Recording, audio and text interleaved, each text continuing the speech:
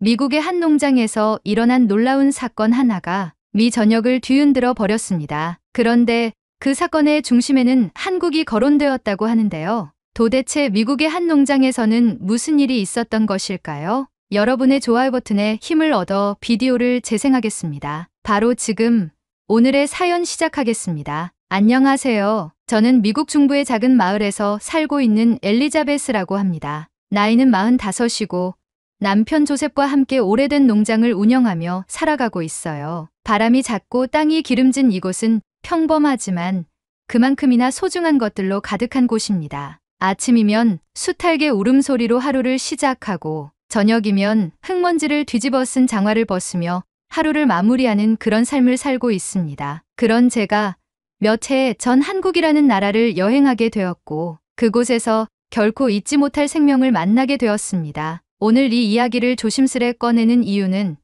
그 작은 생명이 제 삶을 얼마나 깊고 단단하게 흔들었는지, 그리고 어떤 선택 앞에서 제가 얼마나 많은 고민을 했는지를 누군가에게 전하고 싶어서입니다. 그 아이는 단지 고양이가 아니었습니다. 어쩌면 제게는 삶의 한 조각이자 다시는 돌아올 수 없는 계절 같았는지도 모르겠어요. 저와 조셉은 한국의 자연과 전통에 깊은 관심이 있어 오래전부터 한 번쯤은 가보고 싶다는 이야기를 나눠왔습니다. 그리고 마침내 시간과 여유가 허락되었을 때 조용한 결심처럼 여행길에 올랐어요. 서울에서 며칠 머문 뒤 사람들의 발길이 드물다는 전라남도의 한 산골 마을 근처로 향했습니다. 목적지는 산중턱에 자리한 작은 사찰이었고 저희는 그곳으로 이어지는 오솔길을 따라 조용한 트레킹을 즐기고 있었습니다. 햇살이 부드럽게 내리쬐던 어느 오후, 그 숲길 한가운데서 울음소리를 들었을 때만 해도 그저 잠시 스쳐 지나갈 사건일 거라고 생각했습니다. 하지만 그 울음은 점점 더 가까이서 들려왔고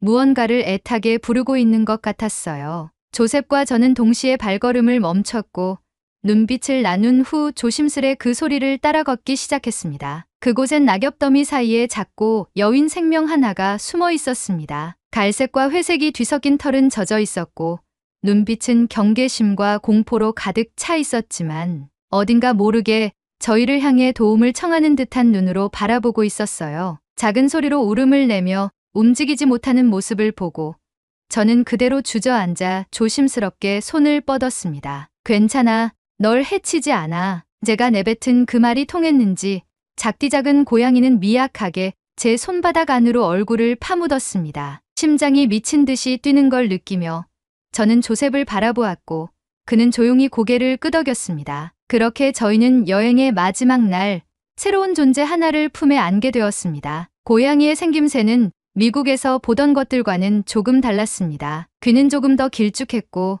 꼬리 끝부분에는 검은 고리가 선명하게 나 있었어요. 얼굴에는 날렵한 선이 있었고 눈동자는 마치 들짐승처럼 깊고 맑았습니다. 누군가는 야생동물이라 했을 수도 있겠지만 그때 저희에겐 그저 도움이 필요한 작은 생명이었죠. 문제는 곧 미국으로 돌아가는 일정이었지만 포기할 수는 없었습니다. 인근 동물병원을 찾아가 기본적인 검진과 예방접종을 받게 했고 여행 일정을 하루 미뤄서라도 필요한 모든 서류와 검역 절차를 마친 끝에 이 작고 용감한 생명을 함께 데려가기로 결심했습니다. 귀국 후 농장에 도착한 첫날부터 이 작은 고양이는 마치 그곳이 원래 자신의 터전이었던 것처럼 익숙하게 주변을 돌아다니기 시작했습니다. 낯선 환경에서도 전혀 위축되지 않았고 다른 고양이들과도 빠르게 적응해 나갔습니다. 농장에는 원래부터 고양이들이 여럿 있었기 때문에 이 아이 또한 자연스럽게 그 무리에 섞일 수 있을 거라 생각했습니다. 하지만 며칠이 지나고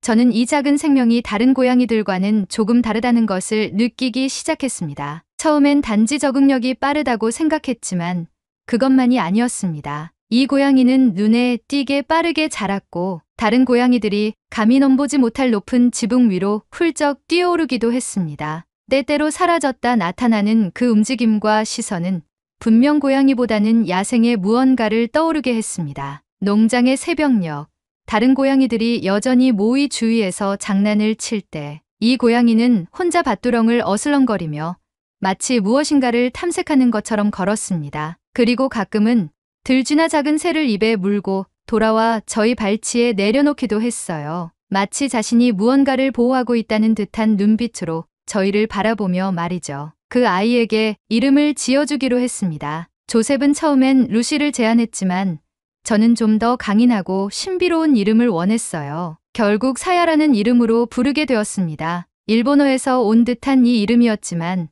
한국 여행에서의 만남을 기억하고 싶어 스스로 만든 이름이었습니다. 사야는 농장에서 단단히 자신의 자리를 잡아가고 있었고 저희 부부는 그런 사야를 바라보며 작은 생명이 가져다주는 따뜻함과 놀라움을 매일같이 경험하고 있었습니다. 사야가 농장 생활에 익숙해질 무렵 저희는 예상치 못한 문제에 직면하게 되었습니다. 여느 해와 다름없이 봄을 준비하던 어느 날부터 수로 주변에서 이상한 흔적들이 보이기 시작했어요. 토사가 무너지고 배수로가 막히며 농작물 뿌리가 손상된 흔적도 곳곳에 생겼습니다. 처음에는 단순한 자연 훼손으로 생각했지만 조셉은 뭔가 이상하다고 느꼈는지 새벽마다 밭과 수로를 돌기 시작했습니다. 그리고 며칠 뒤 조셉은 물기가 흥건한 밭머리에서 불 속 모습을 드러낸 낯선 생물 하나를 마주쳤습니다. 어둠 속에서도 선명히 보였던 붉은 눈동자와 날카로운 앞니, 두툼한 갈색, 털을 가진 짐승은 마치 쥐와 수달의 중간쯤 되어 보였다고 했습니다. 그것은 바로 뉴트리아였습니다. 한때 애완용이나 모피용으로 들여왔다가 야생으로 풀려난 이종 외래종이었죠. 빠르게 번식하며 수로와 농작물에 심각한 피해를 입힌다는 뉴스는 종종 들었지만 저희 마을에까지 모습을 드러낼 줄은 몰랐습니다. 처음엔 그저 한두 마리쯤 되겠거니 했지만 곧 상황은 통제 불가능한 지경으로 번졌습니다. 조셉이 밭에 설치한 작은 무인 카메라에는 밤마다 서너 마리씩 몰려다니는 뉴트리아 떼가 포착되었고 그들이 밭을 파헤치고 비닐을 물어뜯으며 물기를 훼손하는 모습이 고스란히 담겨 있었습니다. 뿌리째 뽑힌 옥수수 모종과 무너진 고랑들을 바라보며 저희는 망연자실해졌습니다. 조셉은 급하게 인부 몇 명을 불러 포획망을 설치하고 철망 울타리를 둘렀지만 뉴트리아들은 영리하고 빠른 동물이었습니다. 며칠 사이에 함정의 위치를 파악해 피하고 더 넓은 지역으로 이동하며 피해를 확산시켰습니다. 저희가 심혈을 기울여 가꾼 밭은 갈수록 망가졌고 농장 인근의 개울가 역시 진흙탕처럼 변해갔습니다. 어쩌다 마당 한복판에 죽은 채 놓인 병아리를 발견했을 땐 그 작은 생명이 짓밟힌 듯한 흔적에 숨이 막힐 지경이었죠. 사태가 절정에 이르렀던 것은 한밤중에 갑자기 들려온 날카로운 비명소리 때문이었습니다. 그 울음은 너무나 뾰족하고 처절해서 순간 저는 사람의 비명이라고 착각할 정도였어요. 잠에서 깬 조셉과 저는 무언가 심상치 않다는 걸 직감하고 손전등을 챙겨 마당으로 달려나갔습니다. 거센 바람이 어두운 들판을 훑고 지나가던 그 순간 손전등 불빛이 비춘 곳에 기묘한 광경이 펼쳐져 있었습니다. 마당 한가운데에 죽은 뉴트리아들이 네댓 마리 널브러져 있었고 그들의 몸 곳곳엔 날카로운 이빨 자국과 긁힌 상처가 선명히 남아 있었습니다. 그리고 그 상처는 누가 보아도 자연적인 사고로 인한 것이 아니었습니다. 본능적으로 겁이 덜컥 났고 무엇이 이런 일을 벌였을까 생각하던 순간 옥수수밭 쪽에서 인기척이 들렸습니다. 그곳에서 모습을 드러낸 건 다름 아닌 사야였습니다. 입가에는 선홍빛 흔적이 남아 있었고 눈빛은 날카로우면서도 침착했습니다. 작고 여윈 새끼였던 사야는 어느새 성숙한 맹수의 기운을 풍기고 있었고 그날 밤 이후로 저희는 사야가 단지 고양이가 아니었을지도 모른다는 생각을 하게 되었습니다. 사야는 뉴트리아 떼가 드나드는 길목을 파악하고 마치 사냥꾼처럼 그들을 한 마리씩 처리해 나갔습니다. 다음 날 아침 저는 마당 구석에 가지런히 놓인 뉴트리아 사체들을 보며 어딘가 숙연한 마음이 들었습니다. 그것은 단순한 짐승의 공격이 아니라 마치 농장을 지키겠다는 어떤 의지를 담은 행위처럼 느껴졌어요. 조셉도 말없이 고개를 끄덕였고 저희는 그날 이후 사야의 움직임을 유심히 지켜보기 시작했습니다. 사야는 해질 무렵이면 밭 가장자리로 향했고 새벽이면 이슬에 젖은 발을 하고 조용히 돌아왔습니다. 움직임은 민첩했고 눈빛은 결코 흐트러지지 않았습니다. 마치 자신이 맡은 역할을 알고 있는 존재처럼 그 아이는 조용히 사라진 위협을 뒤로한 채 평소의 자리에 앉아 햇살을 쬐었습니다. 놀라운 일은 그것만이 아니었습니다. 이웃 농장의 제이슨 부부가 어느 날 저희 농장을 방문했을 때 제이슨은 마당에 나란히 놓인 뉴트리아 사체들을 보고 감탄을 금치 못했습니다. 이 고양이가 한 거라고요? 그는 사야를 지켜보며 말했습니다. 조셉은 그저 웃으며 고개를 끄덕였고 사야는 그 순간에도 담담하게 풀을 씹고 있는 닭을 지켜보고 있었습니다. 소문은 빠르게 퍼졌습니다. 주변 농장 주인들이 찾아와 사야를 보기 시작했고 어떤 이들은 고양이를 키우면 뉴트리아를 쫓아낼 수 있느냐며 묻기도 했습니다. 하지만 저는 차마 대답하지 못했습니다. 사야는 분명 고양이가 맞지만 어딘가 달랐습니다. 사냥하는 방식도, 낯선 생명에 대한 반응도, 그리고 자신이 지켜야 할 공간을 향한 태도도 흔한 고양이와는 거리가 있었죠. 그 시기부터 저는 사야가 어떤 존재인지 조금씩 더 궁금해졌습니다. 미국에서 보아온 수많은 고양이들 중에서도 이렇게 야생적이면서도 침착하고 지적인 눈빛을 가진 아이는 본 적이 없었어요. 사야는 그저 동물이 아니라 농장의 일부가 되어 있었고 어쩌면 저희 부부보다도 더 이 땅의 주인 같았습니다.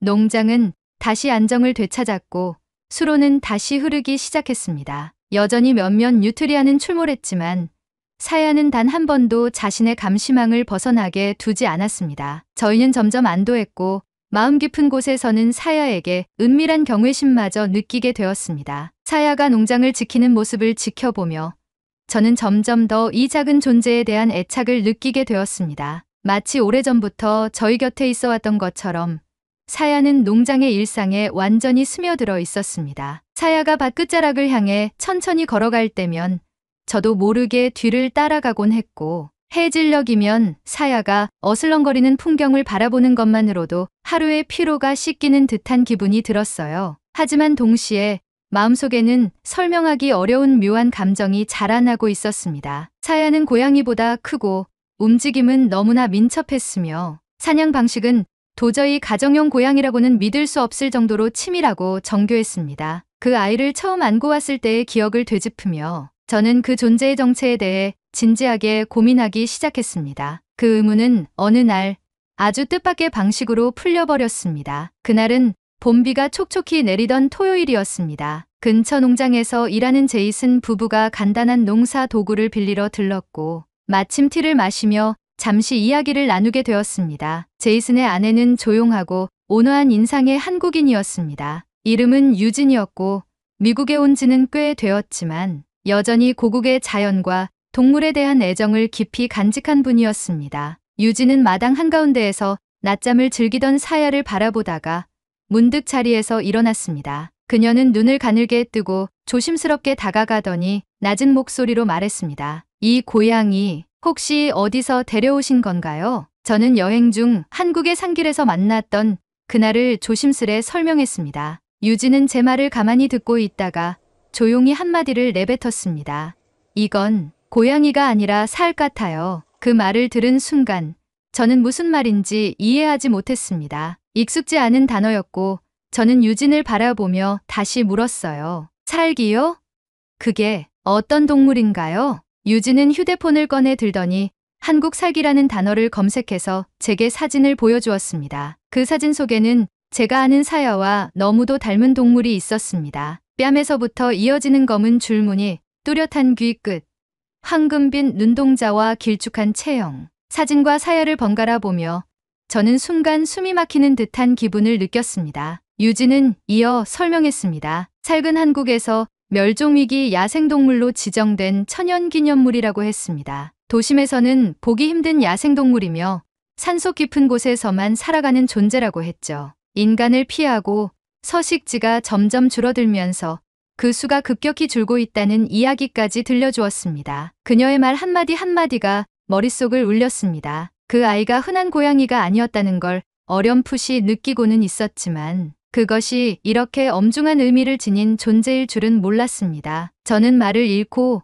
사야를 바라보았습니다. 사야는 언제나 그랬듯이 무표정한 얼굴로 느긋하게 몸을 핥고 있었고 그 모습이 오히려 더 낯설게 느껴졌습니다. 그날 밤 저는 잠을 이루지 못했습니다. 조셉은 여전히 평온한 얼굴로 사야를 바라보며 말했습니다. 우리가 돌본 게 잘못은 아니잖아. 어디든 사야보다 더 안전한 곳이 있을까? 하지만 저는 쉽게 고개를 끄덕일 수 없었습니다. 제 품에서 자라고 제 발치에서 잠들던 그 아이가 실은 인간이 보호하고 지켜야 할 야생의 일부였다는 사실이 너무도 무겁게 다가왔습니다. 그 존재를 모르고 데려온 것이었다 해도 지금 알게 된 이상 저희가 계속 곁에 두는 것이 과연 옳은 일일까 하는 의문이 고개를 들기 시작했습니다. 며칠 동안 저는 관련된 자료를 찾기 시작했습니다. 미국과 한국의 야생동물 보호 규정, 살개 생태와 행동 습관, 그리고 국제적인 보호동물 이송 절차까지 하나하나 읽어나갔습니다. 그 과정은 쉽지 않았고 많은 혼란과 갈등이 뒤섞인 시간이었습니다. 내가 지켜주고 싶었던 존재가 실은 제가 붙잡고 있어서는 안 될 존재라는 생각이 점점 더 뚜렷해졌습니다. 사야는 여전히 예전과 다름없이 저를 따랐고 밤이면 베란다 난간에 앉아 달을 바라보곤 했습니다. 그 아이의 눈 속에는 여전히 어떤 외로움과 본능이 동시에 담겨 있었습니다. 그리고 저는 어느 순간부터 그 눈빛을 마주보는 것이 조금씩 버거워졌습니다. 사랑했지만 그 사랑이 누군가에게는 족쇄가 될 수 있다는 것을 이제는 알게 되었기 때문입니다. 결국 저는 결심했습니다. 사야를 보내야 한다고, 본래 있어야 할 곳으로 돌아가게 해야 한다고요. 그 결정은 마음을 찢는 일이었고 조셉도 한동안 아무 말 없이 깊은 한숨만 내쉬었습니다. 하지만 저희는 사야가 본래의 삶으로 돌아가는 것이야말로 그 존재에게 드릴 수 있는 마지막 예의라고 믿기로 했습니다. 그 후로 저는 관련 동물보호 단체에 연락을 취했고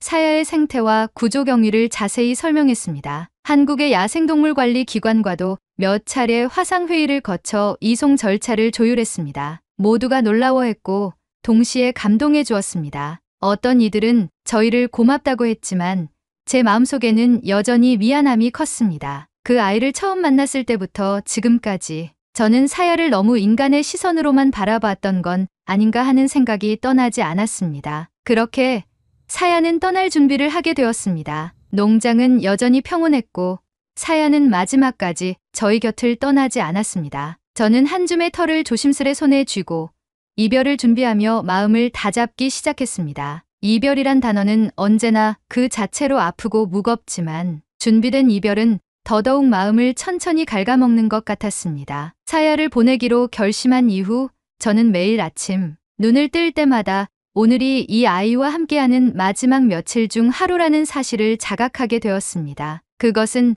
마치 계절이 천천히 끝나가고 있음을 인식하는 것과도 비슷했습니다. 바람의 온도가 조금씩 달라지고 햇살의 각도가 미묘하게 기울어지는 걸 느끼면서도 그것을 붙잡을 수는 없는 그런 감정이요. 출국 날짜는 일주일 뒤로 정해졌고 한국으로 보내기 전까지의 검역과 건강 점검을 위해 지정보호소에서 이틀 정도 머물러야 한다는 안내를 받았습니다. 서류는 이미 준비되었고 동물보호단체 직원들이 방문해 사야의 상태를 확인하고 사진을 찍어갔습니다. 사야는 낯선 사람들 앞에서도 특별히 불안해하거나 도망치지 않았습니다. 오히려 조용히 그들을 관찰하는 듯한 눈빛이었고 그 시선을 마주할 때마다 저는 괜스레 울컥하는 마음을 억눌러야 했습니다. 이별을 앞두고 조셉은 사야와 농장을 함께 천천히 걷는 시간을 자주 가졌습니다. 그는 특별한 말을 하지 않았고 사야 역시 익숙한 발걸음으로 밭 가장자리와 헛간 뒤를 천천히 걸었습니다. 둘 사이에는 오히려 말보다 깊은 무언가가 흐르고 있었어요. 그 조용한 교감의 풍경을 멀리서 바라보며 저는 마음속에서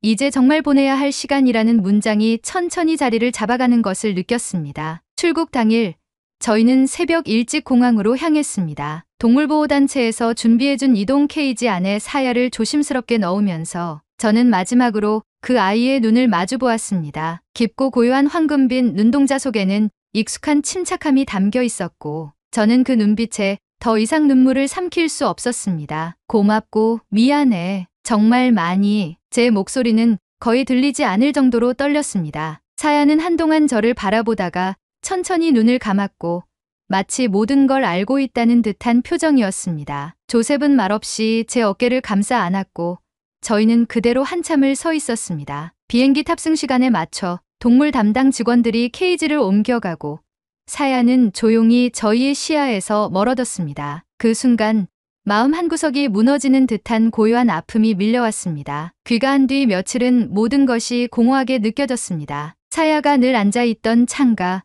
사야가 자주 들렀던 마당 돌계단, 달장 옆 그림자 속에서 빤히 저희를 바라보던 그 눈빛까지도 눈앞에서 사라져버린 듯했습니다. 하지만 이상하게도 그 부재는 아픔보다는 점점 따뜻한 기억으로 채워져 갔습니다. 사야는 떠났지만 저희의 삶 속에서 사야가 남긴 시간들은 계속해서 조용히 숨 쉬고 있었어요. 며칠 뒤 저는 사야와의 이별 이야기를 조심스럽게 SNS에 올렸습니다. 농장을 지켜준 한국 살쾡이 이야기라는 제목 아래 사진 몇 장과 함께 짧은 글을 적었습니다. 큰 반응은 기대하지 않았지만 그 게시물은 며칠 만에 수천 건의 공유와 댓글을 기록했고 수많은 사람들이 위로와 공감을 보내주었습니다. 누군가는 말했습니다. 당신은 삶을 살린 게 아니라 그 아이와 함께 서로를 살려낸 거예요. 그 말은 저에게 큰 울림을 주었습니다. 제가 사야를 품에 안았던 그날 이후 사실은 저희가 보호받고 있었던 것은 아닐까 하는 생각이 들었습니다. 사야가 저희 농장을 지켰던 것처럼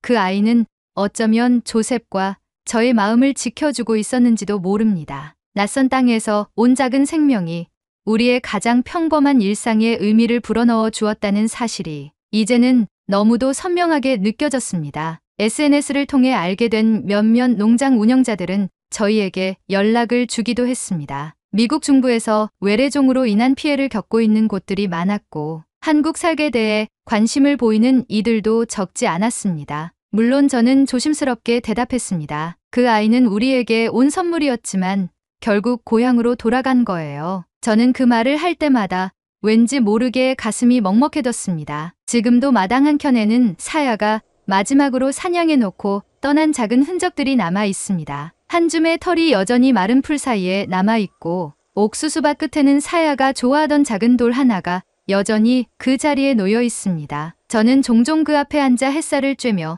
생각에 잠기곤 합니다. 그 아이가 그곳에서 어떤 냄새를 맡았고 어떤 하늘을 바라보았는지를 조용히 떠올려 보면서요. 누군가는 이별은 끝이 아니라 새로운 시작이라고 말하지만 저는 그보다 더 담백한 문장을 남기고 싶습니다. 이별은 어떤 존재가 내 마음에 머물러 있던 시간의 무게를 인정하는 일이라고요. 사야는 지금 어디에 있든 제 삶의 한 구석에서 영원히 머물고 있을 겁니다. 조용히, 아주 깊이. 오늘의 사연은 여기까지입니다. 한국의 멸종위기종인 살쾡이라고도 불리는 하나의 생명이 건강하고 행복하게 살길 진심으로 바랍니다. 한국의 멸종위기종에 대한 여러분의 생각을 댓글로 남겨 감동 비디오의 마지막을 장식해주세요. 오늘의 비디오가 공감이 되신다면 구독, 좋아요 한 번씩 부탁드리겠습니다. 그리고 여러분의 댓글은 제게 큰 힘이 됩니다. 다음엔 더 흥미로운 사연으로 여러분을 찾아뵙겠습니다. 시청해주셔서 감사합니다. 이건 말도 안 됩니다. 영국의 한 방송사에서 한국은 매 순간 미쳤다라고 말하며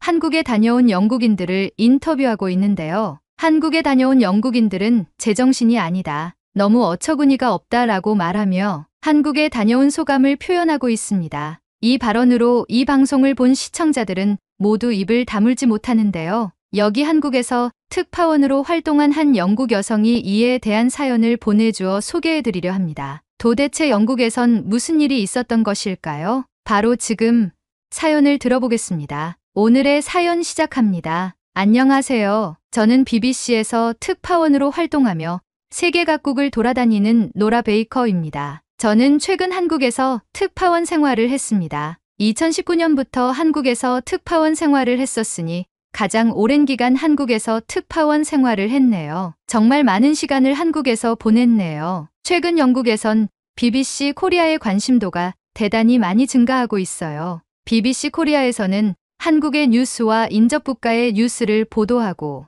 각종 이슈들도 여러분께 전달드리는 채널입니다. 저희 BBC는 50여 개의 나라의 해외 특파 협약을 맺고 있죠. 250여 명의 특파원들이 각 나라를 돌며 나라의 이슈와 인접국들의 뉴스를 전하며 전 세계에 관심이 있는 시청자들에게 유익한 정보를 전달하기 위해서 애쓰고 있습니다. 그런데 요즘 들어 BBC 코리아의 조회수와 영상 시청수가 급격히 많아지고 있어요. 제가 몸담고 있는 한국이라는 나라가 이렇게까지 무섭구나라는 것을 직접 체감하고 있죠. 가면 갈수록 핵폭탄 같은 무서움이 있다고 느끼는 나라예요. 저는 여러 나라를 취재하며 무섭다고 느꼈던 적이 한두 번이 아니었거든요. 저는 한국 이전에 특파원으로 갔던 나라가 이탈리아였어요. 이탈리아에서의 특파원 생활을 마치고 고국으로 돌아가 본사에 출근했을 때 동료들이 이탈리아가 어땠는지 많이 물어봤어요. 저는 우선 음식과 열정을 꼽았죠. 세계적으로 이탈리아는 미식의 나라이고 그들의 성격은 밝고 쾌활하며 항상 좋은 에너지를 방출한 것이 기억에 남았어요. 동료들은 그런 저의 소감을 듣고는 부러워했어요. 하지만 저는 이탈리아가 열정이 과도해서 각종 사건 사고가 많다고도 말하며 아쉬운 점도 이야기했어요. 소위 마피아라고 불리는 조직들이 움직임을 가질 때마다 이탈리아는 초비상에 걸리곤 했거든요. 한 번은 2016년에 이탈리아 정부에서 마피아 소탕 작전을 펼치며 대규모 수사에 착수했을 때 관련 공직자들과 연결책, 범죄 집단들이 법정에 서는 사건이 있었어요. 그 현장을 취재할 때 마피아라는 단체가 이탈리아의 수뇌부까지 침투하여 전반적인 사회에 영향을 끼치고 있는지 몸소 체감하게 되었죠. 암암리에 청부살인과 실종이 빈번히 일어나게 되고 그때는 정말 무서웠어요. 목숨을 내걸고 취재를 해도 될지에 대한 불안감이 컸죠. 하지만 저는 제 사명을 다해서 목숨을 부지하며 취재에 임했고 결국 살아 돌아왔습니다. 동료들은 제 노력에 공감해줬고 제 스스로도 보람된 특파원 생활이었다고 생각했죠. 가족들과 꿀맛 같은 휴가를 보낸 후 회사에서 연락이 왔어요. 다음 특파 행선지에 대한 내용으로 저를 회사로 콜했죠. 회사에 도착해서 팀장과 이야기를 나눈 후 저는 특파원 생활을 하며 그렇게 설레고 흥분되었던 적이 없었어요. 제 차기 발령지는 바로 한국이었기 때문이었죠. 그 당시 한국의 K-팝은 열풍이었고 한국의 문화산업이 전 세계적으로 인기를 몰고 있었어요. 게다가 2018년도에 한국과 북한이 정상회담을 가지고 한국과 북한이 평화의 이야기를 나누던 모습을 봤기 때문에 저에게 있어 한국이란 전 세계에 희망의 메시지를 전달하는 나라라는 타이틀을 가진 국가였죠. 저도 모르게 팀장에게 포옹을 하게 되고 한국으로의 특파원 생활에 대해 주변 지인들에게 소리치며 자랑하기 시작했어요. 나 한국에 간다 라는 말을 얼마나 많이 했는지 친구들도 처음엔 축하해주고 부러워하다가 나중에는 작작하라는 소리까지 할 정도였으니까요. 가족들도 이탈리아보다 더욱 안전한 한국으로의 특파 출장을 반겼어요. 제 동생 제임스는 한국 여행을 다녀온 적이 있는데 한국의 치안이 자신이 여태껏 여행 다녀본 나라 중에 최고라고 뽑으며 누나가 한국에 간다는 것에 안심이 된다며 저를 응원해 주었습니다. 하지만 부모님은 달랐어요. 한국이 휴전국이라는 이유 때문이었죠. 핵무기를 가지고 있는 북한이 인접해 있고 중국과 일본이 주변에 인접해 있는 작은 나라라는 인식 때문에 걱정이 많으셨어요. 그리고 세상에 범죄가 없는 나라가 어디 있냐면서 항상 조심하고 또 조심해야 한다고 당부하셨죠. 저는 한국이 정상회담을 한 이후 평화의 조짐이 보이기 때문에 그런 걱정은 안 해도 된다며 부모님을 안심시켰어요. 동생도 한국이 좋은 나라라는 것을 거듭 설명하며 저에게 힘을 실어줬죠. 그렇게 전 한국으로의 특파원 출장을 준비했습니다. 한국으로 출국는 비행기에 몸을 담는 순간 저는 설렘이 가득했어요. 세계적으로 인기를 얻고 있는 아시아의 작은 나라가 어떤 모습일지 정말 궁금했죠. 제가 탄 한국행 비행기는 한국의 대표적인 항공사였고 화면에는 한국의 K-팝 아이돌이 기내 안전사항을 전달하고 있었어요. 제가 탔던 비행기들 중 가장 세련되고 깔끔한 이미지를 심어주었고 승무원의 친절도는 상상을 초월했습니다. 그리고 승무원들이 하나같이 한국의 스타들과 같이 아름다움과 멋짐을 자아냈어요. 한국으로 출발하기도 전에 한국의 서비스에 감탄하게 되었고 제 설렘은 더욱더 커지기 시작했죠. 그렇게 안전하고 편안한 비행 끝에 저는 한국의 인천국제공항에 도착했어요. BBC 코리아의 직원들이 입국장에서 저를 맞이해 주었고 저는 벤을 타고 회사로 향했습니다. 창밖으로 보이는 풍경은 인터넷에서 보던 것보다 더 아름다웠고 산과 강이 어우러지고 고층 빌딩들이 줄지어 있는 모습이 한국의 수도라는 느낌을 주었습니다. 영국보다 더 세련된 건물들이 즐비하였고 자연과 어우러진 서울의 풍경이 저를 더욱 설레게 했습니다. 그렇게 저는 서울역 인근의 믹 한국지사에 도착했고 수많은 직원 동료들의 환호를 받으며 한국에서의 특파원 생활이 시작되었죠. 한국에서 특파원 생활을 하며 수많은 일들이 있었습니다. 2020년 봉준호 감독이 영화 기생충으로 오스카를 수상했고 BTS의 버터라는 노래가 빌보드 4주 연속 1위를 하며 한국의 문화 콘텐츠의 위상을 더욱 굳건히 자리 잡았고 그 밖에도 한국의 자체 군사력의 발전 동향 및 국외자의 시점에서 보는 한국의 정치 동향, 한국에서 일어나는 각종 사건 사고들을 취재하며 많은 시간을 보냈습니다. 물론 때때로는 힘든 일도 많았어요. 런던과의 시차로 인해 런던에서 취재 요청이 새벽에 들어올 때도 많았고 한국에서 열리는 집회에 참석하여 인터뷰를 하며 참석자들의 목소리를 들으며 같이 감정이 동요될 때도 있었습니다. 한국의 안타까움과 두려움을 자아내는 사건들도 많았죠. 이태원에서 할로윈데이 때 수많은 젊은이들이 하늘나라로 떠나버린 참사는 많은 이들의 안타까움을 자아냈고 한국의 젊은 층들이 경제에 허덕이는 모습들을 보며 마음이 아팠습니다. 그리고 엠번방 사건으로 디지털 성범죄를 행한 비인격 단체들의 행동에 화가 나기도 했어요. 그리고 한국의 정상회담을 지켜보고 평화의 메시지를 전 세계에 전하며 살기 좋은 나라라고 생각하며 한국에 왔던 제게 북한의 우크라이나 파병과 남한과 북한을 잇는 도로와 철도를 폐쇄하는 모습에 전쟁이 임박할 것이라는 분위기를 자아내어 두려움에 떨게 하는 사건들도 있었죠. 부모님의 말처럼 세상에 사건 사고가 없는 나라는 없다는 말이 와닿는 순간이었어요. 하지만 저는 당당히 자부할 수 있습니다. 한국의 치안 시스템은 세계 최정상급이라는 것을요. 총기 소지가 불법이고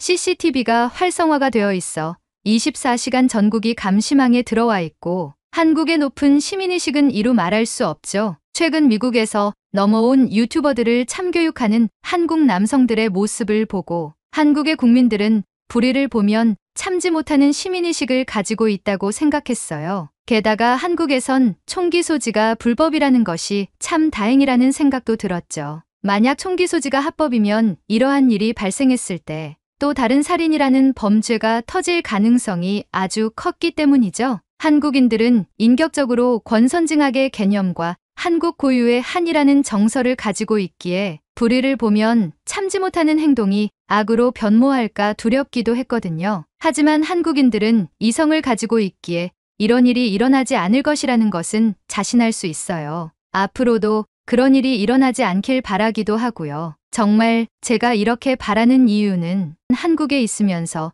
한국이라는 나라가 너무 사랑스러워졌기 때문이에요. 한국에서 취재를 하며 한국의 문화와 생활을 느끼고 한국인들의 태도에 감동을 받기도 했어요. 한국인들은 존중이라는 마음을 기본 베이스로 깔고 사람들을 대하는 것 같아요. 외국인이라고 차별도 안 하고 불의를 참지 않으며 빈부격차가 심하던 장애가 있던 존중의 자세로 상대방을 대하는 모습에 감명 깊었어요. 이런 모습 때문에 외국에서도 인기가 많지 않을까 하는 생각이 듭니다. 몇 개월 전 런던에 근무하는 제 동료가 메이드 인 코리아라는 예능 프로그램의 기획 파트에 있었어요. 영국에서 춤과 노래에 재능이 있는 남자들을 뽑아서 한국의 아이돌 프로젝트를 직접 체험하고 데뷔까지의 연습 과정을 기록하는 예능이었죠. 한국의 아이돌들은 대단하잖아요.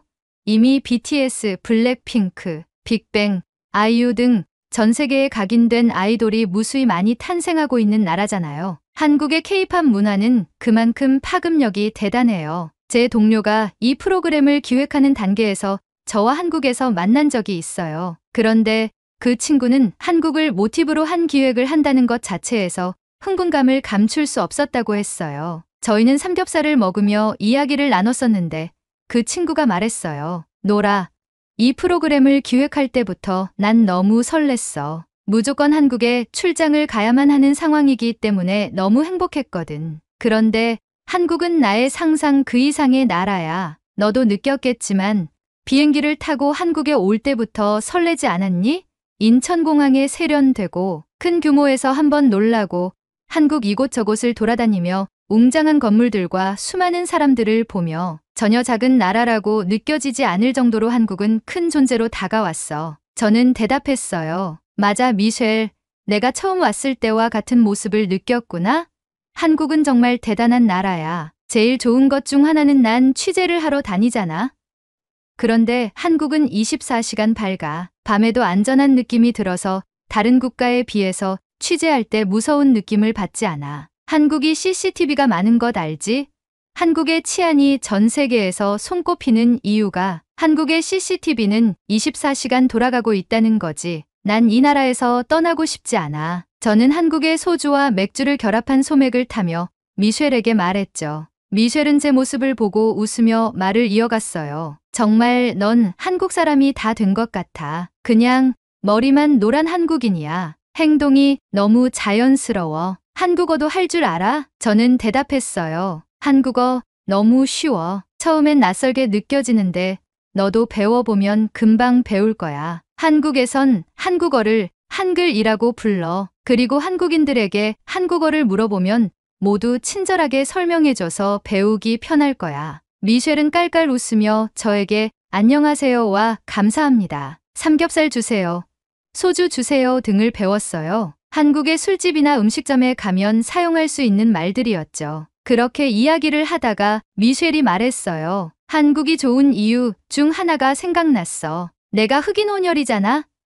그런데 흑인이라고 해서 차별하지 않아. 그냥 한 명의 외국인으로 대하며 친절하게 대하는데 너무 감동받았어. 저도 그 말에 공감했어요. 한국에서 상대방을 존중하는 의미라고 설명하며 예절이라는 단어로 설명했죠. 그리고 전 물었어요. 미셸, 내가 진행하고 있는 프로그램 엄청 대박이 날 것 같아. 어떻게 기획하게 된 거야? 미셸은 맥주잔을 내려놓으며 이야기를 이어갔어요. 영국에서 작년에 보이밴드를 뽑는 오디션을 진행했어. 그래서 5명의 남자들이 뽑혔지. 그들은 디어 앨리스라는 팀명을 갖게 되었어. 너도 알잖아?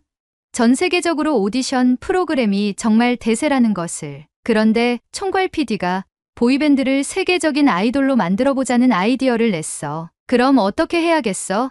한국으로 와야지. 한국하면 아이돌, 한국하면 K-팝 아니겠어?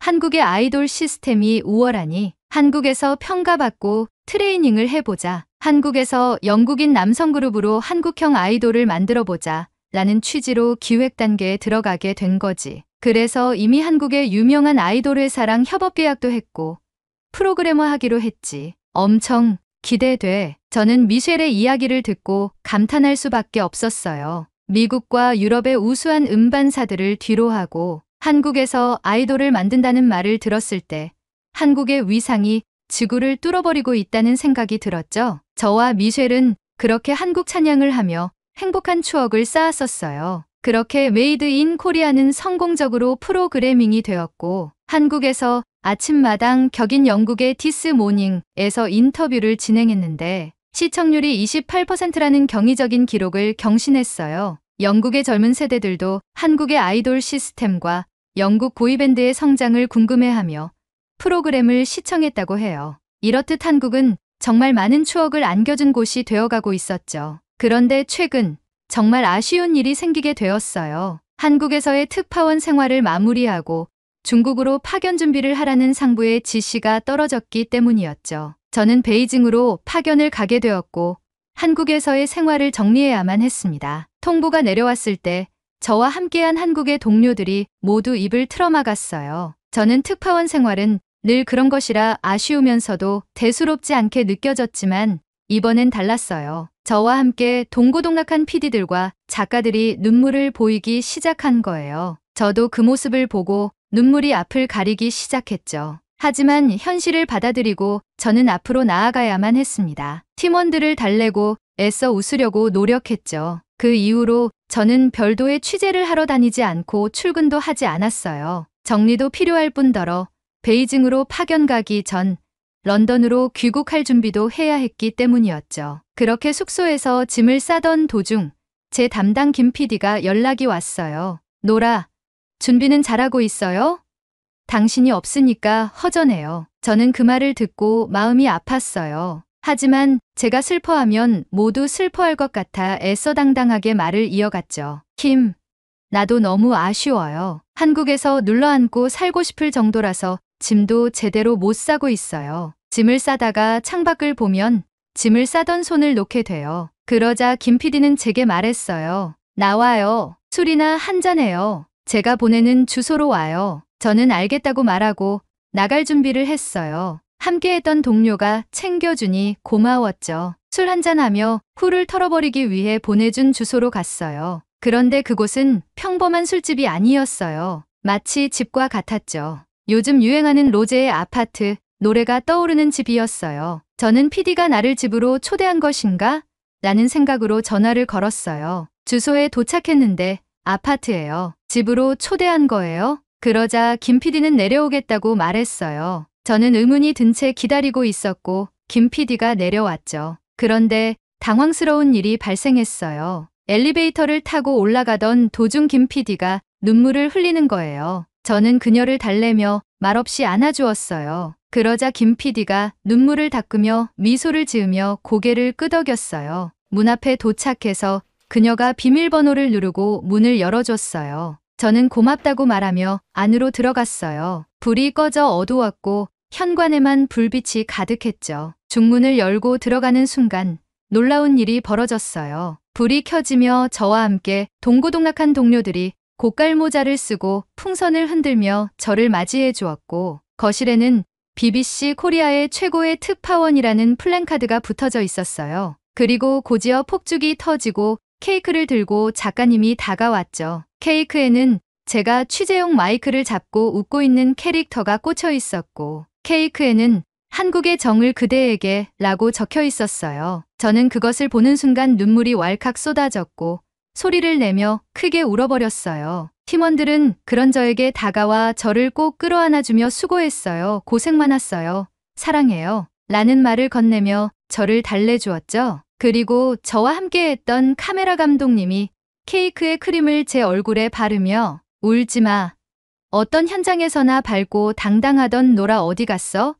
라고 소리를 치기 시작했죠. 금세 분위기는 화기애애해지고 저는 깜짝 서프라이즈 파티를 열어준 팀원들에게 감사의 인사를 드렸어요. 김 PD는 샴페인을 들고 와서 오픈하고 남은 팀원들은 거실의 테이블 위로 음식들을 하나 둘씩 가져오기 시작했죠. 음식들은 하나같이 제가 한국 생활을 하면서 좋아했던 한국 음식들로 가득 차기 시작했어요. 잡채와 갈비, 미역국과 김치전, 그리고 제가 제일 좋아하는 떡볶이, 튀김, 순대 조합까지 모든 게 완벽한 저녁 한상이었어요. 저는 그렇게 팀원들과 특파원으로 활동하면서 경험했던 추억들을 회상하며 즐거운 자리를 가졌어요. 그날 술도 많이 먹어서 하룻밤을 지샌 후 출근하지 않는 몇몇 동료들과 해장으로 국밥까지 마무리하며 저는 기분 좋은 마음으로 집으로 돌아왔습니다. 그리고 전 동료들의 환대를 받으며 런던으로 돌아왔죠. 본사 팀원들과 가족들이 저를 반겼고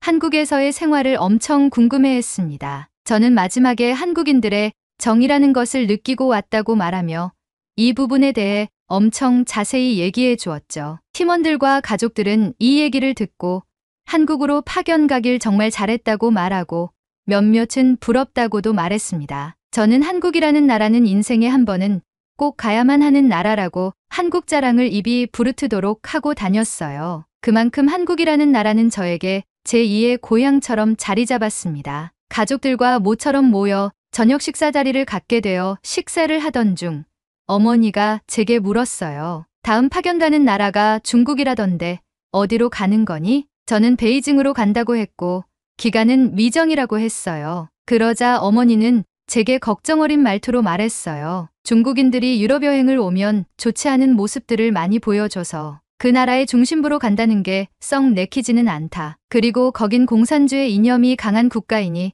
다른 국가들보다 더 몸조리를 잘해야 할 거야. 저는 걱정하는 어머니를 여느 때와 같이 진정시키며 말했어요. 중국은 또 중국 나름의 매력이 있겠죠. 저도 보고 들은 것들이 있어서 걱정이긴 한데 제가 해야 할 일인걸요. 여차하면 바로 옆이 한국인이 한국으로 도망갈게요. 염려 마세요. 그러자 아버지가 웃으면서 말했습니다. 노라, 이전 국가들에서는 버텨보겠다고 말했으면서 한국이 오죽 좋으면 한국으로 도망가겠다고 말하는 거니? 한국이 그만큼 너에게 좋은 나라로 인식이 잡혔나 보구나. 너의 마음속에서 우러나온 말을 들으니 재밌구나. 가족들은 웃음을 터뜨렸고 저는 그 순간 한국이라는 나라가 얼마나 많이 제 가슴속에 자리 잡았는지 느끼며 같이 웃음을 터뜨렸습니다. 그렇게 저는 베이징으로 떠날 준비를 마치고 내일이면 중국행 비행기에 몸을 실어요. 중국은 한국과 다른 어떤 모험이 기다리고 있을지 기대가 됩니다. 하지만 분명한 건 한국보다 행복한 생활이 될 것 같진 않아요. 저와 함께했던 PD님과 작가님, 그리고 생생한 현장을 제공하기 위해 노력한 나의 팀이 있었기에 한국에 있는 순간만큼은 행복 그 자체였습니다. 한국을 취재하며 한국의 문화도 경험하고 한국의 음식도 맛보았고 때론 PD님이 뉴스 소스를 제게 일임하며 제가 진심으로 궁금했던 한국의 모습들도 자유로이 취재하며 같이 만들어가는 행복을 경험했습니다. 하지만 중국의 언론은 제약이 많고 매스컴을 단속한다는 얘기도 무성해서 걱정이 더 앞서는 것은 사실입니다. 특파원 생활 중에 스트레스가 쌓이면 한국으로 여행을 떠나야겠어요. 그만큼 한국은 제 마음속에 평안을 주는 나라가 되어버렸습니다. 이젠 관광객으로 한국인 여러분께 인사드리도록 할게요. 한국에서 보내준 정을 가슴 깊이 간직한 채 또 볼 수 있는 날이 오길 기대합니다. 아 참. 그리고 제 친구가 기획했던 디어 앨리스가 데뷔를 하게 된다면 많은 관심 부탁드리겠습니다. 제 고국인 영국인들이 제가 사랑하는 나라인 한국에서 사랑받았으면 좋겠네요. 그렇게 한국과 영국이 서로 좋은 영향력을 주고받기를 기대합니다. 고마웠어요, 한국. 다음에 다시 만나요. 오늘의 사연은 여기까지입니다. 영국에서 한국의 인기가 치솟고 있다니. 영국 프리미어리그를 시청하는 한 사람으로서 영국을 더 사랑할 수밖에 없네요. 오늘의 이야기에 공감하신다면 구독, 좋아요 한 번씩 부탁드리겠습니다. 다음에 더 좋은 사연으로 여러분을 찾아뵙겠습니다. 시청해주셔서 감사합니다.